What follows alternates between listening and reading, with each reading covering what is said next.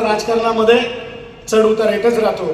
तुम्ही तुमच्या प्रत्येक गडामध्ये केलेलं काम, बाबू पाटील सारखा एक संयमी माणूस, मी बाबू पाटीलना जेव्हा चव्हाण साहेबांचा सत्कार करत होते मी पाहिलं कसा बाबू पाटील चॅप्टर माणूस आहे, ते जाऊन पाहिलं बघा कसा आहे. सत्कार करायचा स्वतः पुढे जात नाही की तू सदस्य चले, तू चले सरपंच तू ये, ही जी भावना आहे ना गाडून घ्यावं लागतं. चालत तो म्हणजे बाबू पाटील की आपला माणूस मोठा झाला पाहिजे, माझा सदस्य मोठा झाला पाहिजे, सदस्यांनी चव्हाण साहेबांना पाहिले पाहिजे, चव्हाण साहेबांनी सदस्याला पाहिलं पाहिजे.